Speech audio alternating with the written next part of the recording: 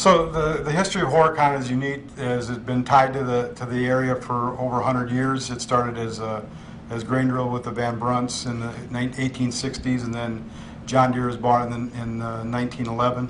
And Horicon factory is very unique from the standpoint that we're the only factory in the Deere chain that doesn't make the original product that the factory was invented for or created for.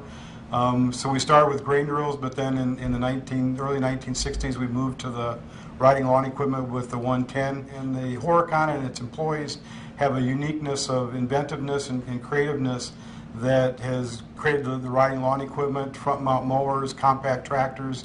We even had bicycles here that we sold for a while. We were in snowmobiles for a while until we are today's riding lawn equipment, the zero-turn mowers, and the utility vehicles that we produce here. So the history, the inventiveness, the creativeness of the employees has really made this a unique factory and a unique business that's allowed it to survive 100 years and is the basis that will be hopefully the 100 years to come. Hi, I'm Brian Braff, president of Local Lodge 873 of the Machinists Union. We represent the workers at John Deere Horicon Works since 1955.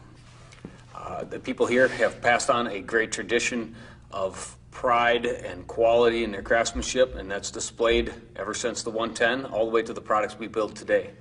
John Deere is very involved in the community. It's very involved in getting ideas from its workforce.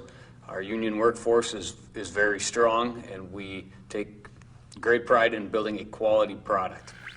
Started with John Deere in April 1951 and left there and first retired 1st of December 1984, so it's about 34 years, lacking a few months.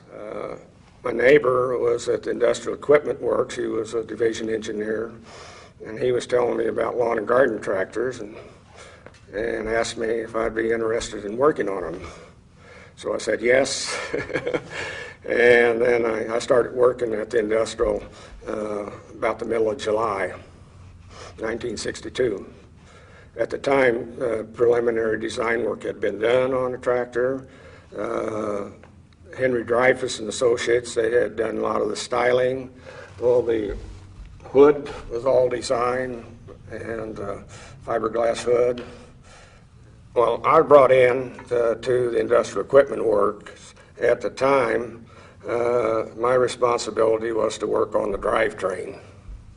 The variable speed drive, and et cetera. So we did this preliminary design, and at the time we built two prototypes. One prototype, which had the variable speed drive as the 110 originally went into production, and the other was, instead of the variable speed assembly in the between the rear output and the engine, it had a set of fixed pulleys. Well, the preliminary design work was done at the John Deere Industrial Equipment Works in Moline, Illinois in 1962. They had started work about March 1962, and we finished the prototypes in, I would say, about October 62. I started in 1958. First of all, I worked out in the factory and the Model B grain drill line for about 3 months. And then someone called me from personnel and said they have an opening up in the sales department. So I went up and interviewed with Ray Davis, who was sales manager at the time.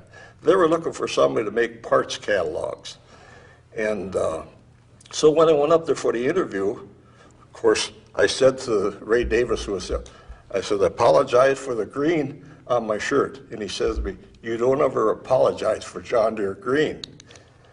So then I saw on his desk, he had a P-38 sitting there. And I asked him, I says, were you in the Army Air Force? He said, yes. He said, I flew P-38s in the Pacific area doing photography work, aerial photography. Okay, and he says, were you in service? I said, yes, I was in the Air Force from 1952 to 1956. So he hired me as a parts catalog man, doing the exploded views for all the tractors. And that time we had grain drills, fertilizer distributors, and cultivators. So I did the parts catalogs. And then in 1963, when the 110 tractor came out, I did the original 110 tractor parts catalog with the exploded views. And later on in that year, in July, when all the distribution of the first 110s went out to the branch, I was one of the 5 factory representatives that went out and to introduce the tractor to our dealers. At first, I thought when we got out of the cultivated grain reels and cultivators, I mean, those were essential things. And I thought, well, geez, you know, you're making those programs that are a necessity, which still are, but I think that has something to do with our, the way we were brought up is, okay, I thought we were going to lose, you know, because we're making a luxury item as a necessity. At this time, too, that we built 2 different experimental models. One was called the 9XA1 and one was called the 9XA2.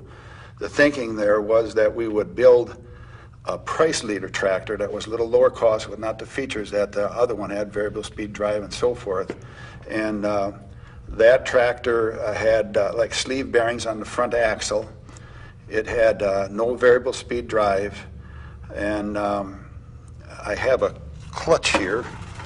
This was an experimental clutch that one of our engineers made for the tractor, and it fit on the transmission in the back, and then of course this pulley went up to the engine. And but one can look at this and see that this would cost more than what the variable speed drive pulley would cost. So that was let go, and we got away from that, and we wound up with a tractor that had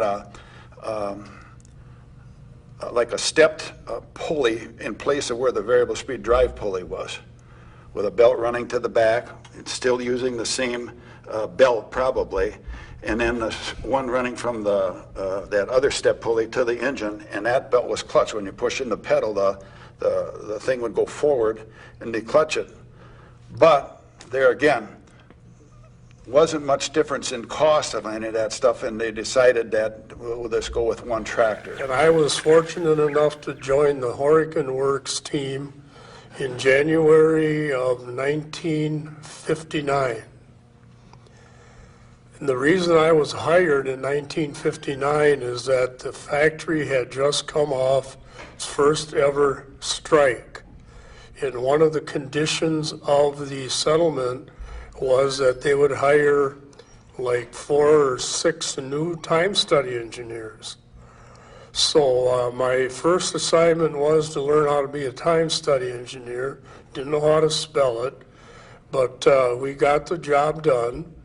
And a couple of years later, I was asked to go to supervise the welding department, where these were older welders and so on, which was a good opportunity. But at that time, I could never guess that when I got the phone call to come over to the personnel office in January, or not January, it was about March of 1963, and they said, this is an assignment, you will accept assignment, you don't have a decision. And I asked kind of a germane question of, why would you want a young supervisor on a new product line? And they said, well, we'll tell you that later. So later came around, and I found out that the entire workforce was going to consist of half experienced people from the factory, and the other half, amounting to about 10 or 12, were college students, either in college or going to college. And then I said, now I know why you wanted a younger supervisor.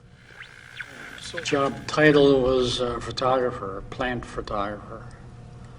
So I did everything from taking shots of different activities, machinery in the factory, as well as at that time it was grain drills and cultivators. And back then we did paint lighting. did everything by painting the whole photograph. Not setting up lights or anything like that, but just using a regular photo flood. And for about a 10-minute exposure, and the building was all dark except for lighting the product.